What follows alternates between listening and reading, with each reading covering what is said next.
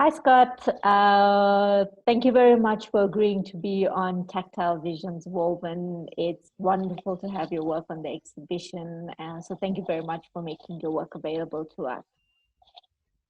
Very nice seeing you again, Sharlene. Thanks for the invitation. It's an honor to be part of the exhibition. Can you introduce yourself to an audience who's not familiar with you and your work? Sure. My name is Scott Eric Williams. I'm a visual artist based in Cape Town. I was a former member of the collective Bunny Museum for a period of 3 or 4 years. We did a lot of public artwork related to spatial politics, dispossession, forced removals. The collective is still active, but I'm no longer a member. I also work with shoelaces. I weave with shoelaces. I make use of the leftovers that we find in city spaces that relate to trade. And my work deals with concepts of access, the changing definitions of Cape Townian or African cities and the makeup, and all that. Excellent. So, Scott, can you speak very specifically to the works that are on Tactile Visions Woven? Yes, so some of those are soft sculptures with the shape that emulates objects in our everyday life. And some of them also follow the more traditional canvas-based shape, where I weave directly onto the frame with the shoelaces of varying colors. The shoelaces are obviously very vibrant in color. It's very difficult for me to find muted pastel shapes in the wholesale environments where I buy these shoelaces. So they do have a very pop street art sort of feel, kind of leading on from the feel of the work that Bunny Museum made. But it also speaks about a biographical conversation.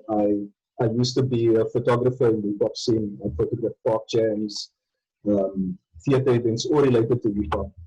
And fashion, sneaker culture, and shoelaces are an inextricable part of that culture. And so that is how I inject myself into this conversation about the changing identity of African cities. There's also kind of like a little bit of a globalist conversation in there, because the shoelaces are brought here by Chinese traders, but they are sold predominantly by the Somali shopkeepers.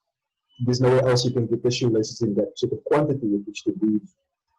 So there's that, especially in my city, there's this changing sense of what it looks like or means to be South African, which kind of needs to be relooked.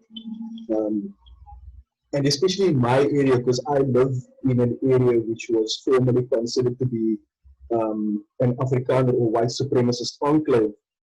The area where I live is called Belleville. And many people know Belleville as being behind the Boerewors curtain.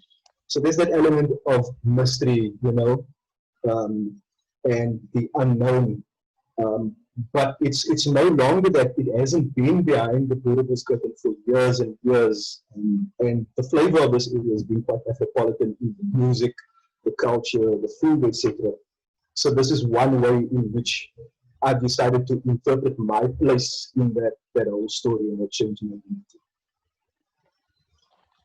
It's incredibly fascinating to see how you connect very personal biographies with larger global politics, migratory routes, through these everyday objects, and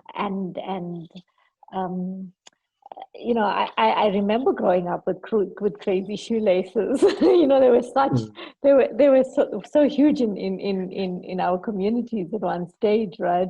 And you know, having looked at the paint, I keep thinking of them as paintings because to me, you know, having looked at the photographs, they look like modernist paintings, that it's really so difficult for me to even think that they're made up of shoelaces. So it's incredibly, yeah, it's quite incredible that you would think about that? I mean, how did the idea even initially come about to even think about creating this kind of painting with shoelaces? Yeah, so I'm very fond of wordplay in my work or my making process.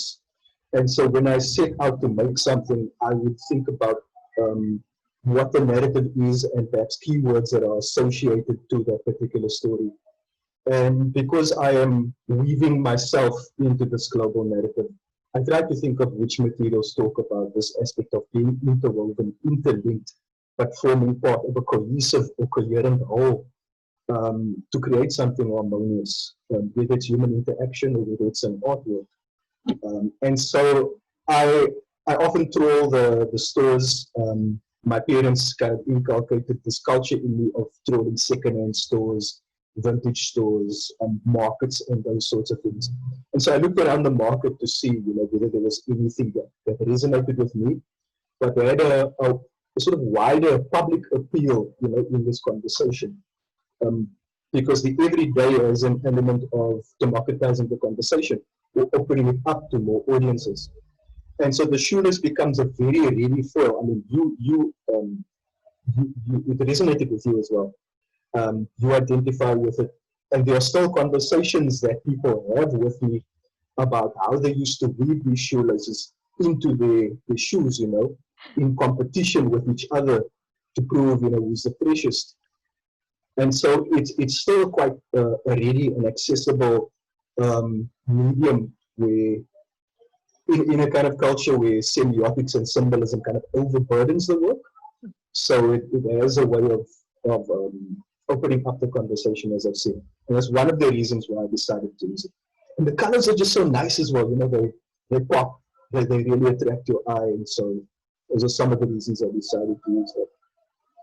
Well, fantastic, Scott, and really thank you so much for making the work available for the exhibition.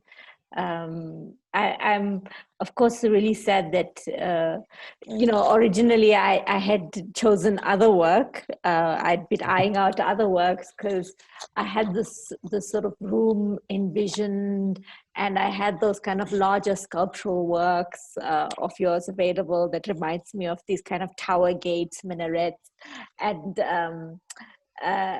your work in conversation with probably Tanya Peterson's and Iksan's work, but due to COVID and not having that experiential feeling, we settled on these works.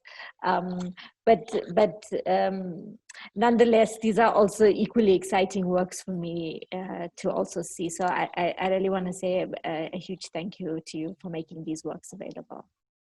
It's my pleasure. And thanks for opening up space for me, Sharlene. Thank you very much.